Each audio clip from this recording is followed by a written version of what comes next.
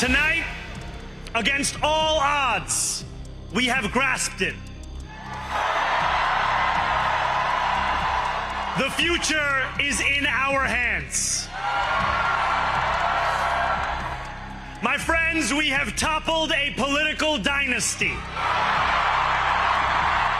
2 million people voted in what's now one of the most watched mayoral elections in New York's history. Against all odds, 34-year-old Zohran Mamdani, a Ugandan-born Indian-origin democratic socialist, defeated Andrew Cuomo, the former governor backed by billionaires, including President Trump. There are many who thought this day would never come, who feared that we would be condemned only to a future of less, with every election consigning us simply to more of the same. And there are others who see politics today as too cruel for the flame of hope to still burn. New York, we have answered those fears. Tonight we have spoken in a clear voice. Hope is alive. Hope is a decision that tens of thousands of New Yorkers made day after day. Volunteer shift after volunteer shift, despite attack ad after attack ad. More than 1 million of us stood in our churches, in gymnasiums, in community centers, as we filled in the ledger of democracy. His win made him the city's first Muslim and South Asian mayor, its youngest in more than a century. The loudest signal yet that New York's political center has shifted. So how did Mamdani do it?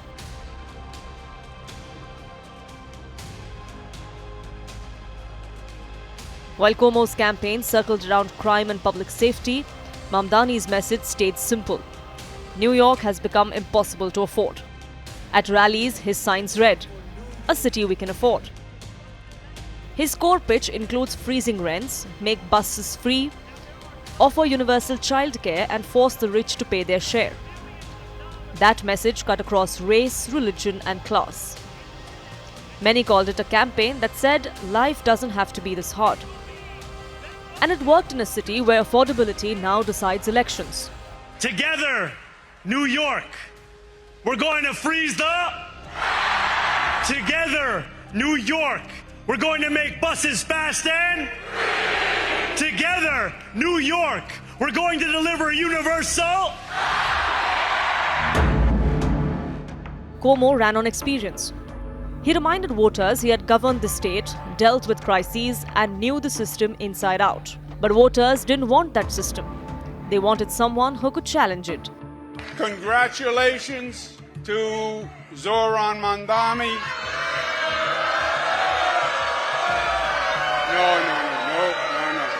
No. That is not right. That is not right, and that is not us. That is not us. This campaign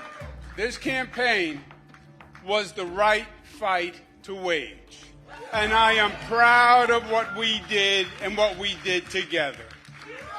This campaign was to contest the philosophies that are shaping the Democratic Party, the future of this city, and the future of this country.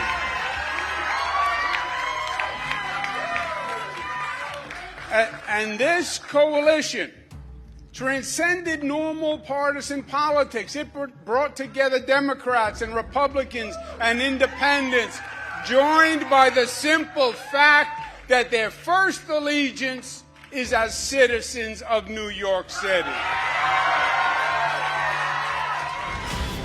Mamdani turned his lack of experience into his strength, positioning himself as the outsider who owed nothing to party bosses. It was the same anti-establishment energy that powered movements before him, but grounded in working-class New York realities. Several experts believe his inexperience in many ways became his brand. We will hold bad landlords to account because the Donald Trumps of our city have grown far too comfortable taking advantage of their tenants. We will put an end to the culture of corruption that has allowed billionaires like Trump to evade taxation and exploit tax breaks. We will stand alongside unions and expand labor protections because we know, just as Donald Trump does, that when working people have ironclad rights, the bosses who seek to extort them become very small indeed. New York will remain a city of immigrants, a city built by immigrants, powered by immigrants, and as of tonight, led by an immigrant.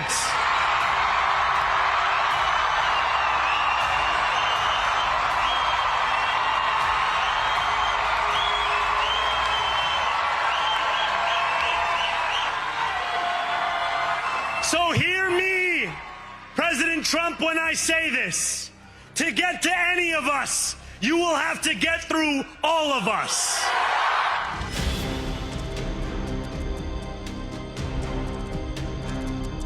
While Cuomo ran on traditional campaign of endorsements and ads, Mamdani's team reinvented the playbook. He was everywhere. Social media live streams, subways, community kitchens, even an LGBTQ bar at 1 a.m. He held press conferences for creators and influencers, drawing millions of views. He ran ads even on Fox News. His 87,000 volunteers knocked on doors across boroughs. As one strategist puts it, love him or hate him, you cannot escape him. And in a crowded media city, that really mattered.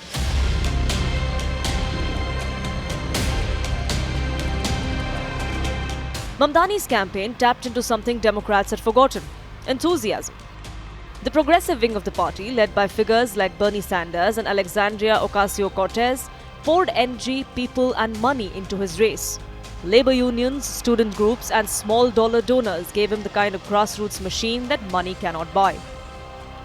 His campaign raised nearly $17 million, 90% of it from people giving less than $250.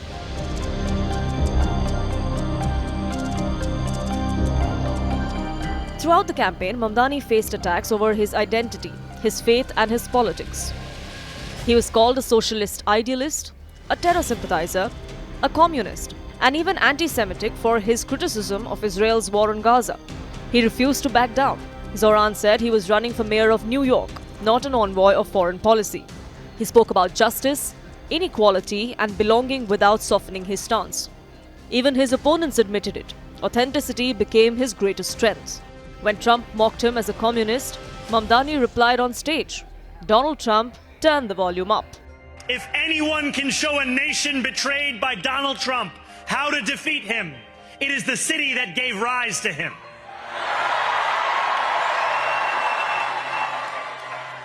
And if there is any way to terrify a despot, it is by dismantling the very conditions that allowed him to accumulate power.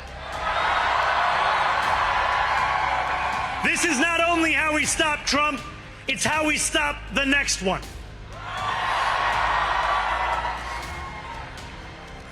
So Donald Trump, since I know you're watching, I have 4 words for you. Turn the volume up.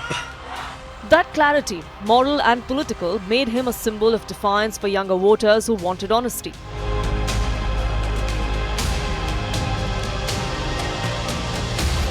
Mamdani's victory is a signal that grassroots campaigns can still beat billionaires. We won because New Yorkers allowed themselves to hope that the impossible could be made possible. But now the challenge begins, turning hope into governance.